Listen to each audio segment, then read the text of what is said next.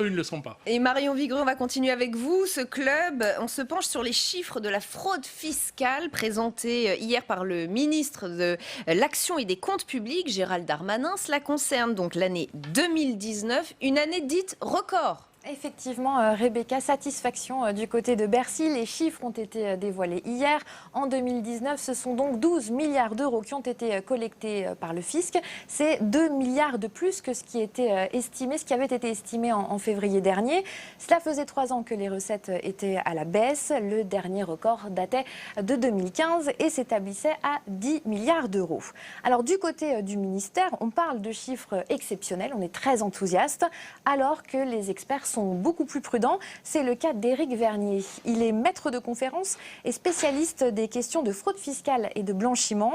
Il nous rappelle que la fraude fiscale, selon les dernières études, s'établit à 120 milliards d'euros, à côté des 12 milliards récupérés par l'État.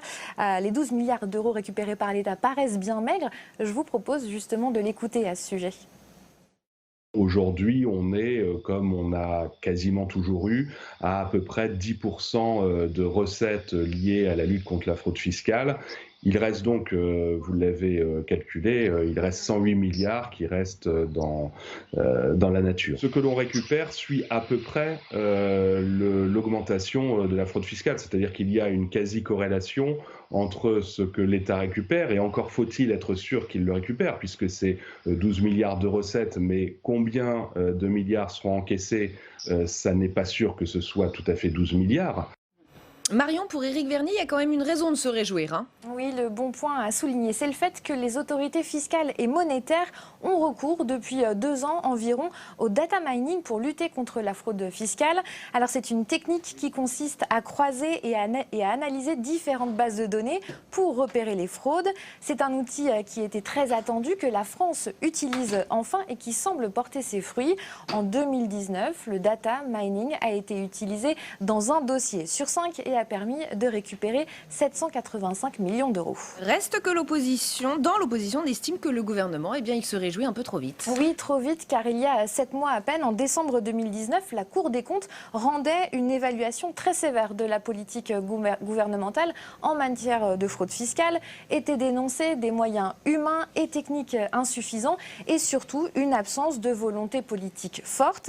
Un avis que partage le sénateur communiste du Nord, Éric Bocquet. Il est membre de la commission des finances. Il est également l'auteur d'un ouvrage Sans domicile fisc. Cela fait 10 ans à peu près qu'il travaille sur ces problématiques. Et pour lui, la France n'est pas à la hauteur, l'Europe non plus. Et il milite pour que le Sénat, justement, s'empare de ce sujet. Écoutez-le. Il faut vraiment passer à la cadence supérieure. On avance à la vitesse de l'escargot et quand l'évasion et l'optimisation avancent à la vitesse du TGV. Donc le combat est inégal, mais il n'y a rien de fatal là-dedans. Nous avons proposé en son temps la création d'un observatoire de la fraude, de la lutte contre la fraude et l'évasion fiscale. J'avais rencontré d'ailleurs M. Darmanin il y a 1 an à ce sujet. Il avait trouvé l'idée excellente. Cet observatoire n'a jamais été mis en place. Mais je peux vous annoncer que notre groupe, à la session d'automne, dans le cadre de sa niche, fera une proposition de loi portant création d'un observatoire de la lutte contre la fraude et l'évasion fiscale. Parce que c'est trop l'affaire du gouvernement et de Bercy, cette affaire de fraude fiscale, d'évasion fiscale. Ça nous concerne tous. Le Parlement vote le budget. Les recettes de l'État concernent au premier chef les parlementaires que nous sommes. Bocquet, la fraude fiscale, les paradis fiscaux, ce sont des thématiques dont le grand public s'est emparé, notamment pendant la crise des Gilets jaunes.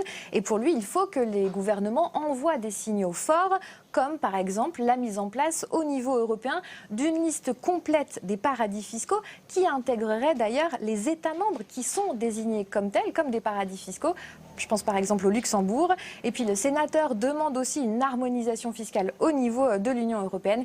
Et puis plus de transparence sur la gestion des grands groupes, notamment les GAFA. On a bien compris que pour les experts, il fallait sérieusement accélérer les contrôles, mais malheureusement, l'année 2020 n'en prend pas du tout le chemin. Oui, tout simplement car la crise du coronavirus a stoppé les contrôles. Ils devraient reprendre très rapidement cet été, alors que la fraude, elle, ne s'est pas arrêtée pendant le confinement. Certains experts estiment d'ailleurs qu'elle a même augmenté avec les difficultés économiques que connaissent les entreprises.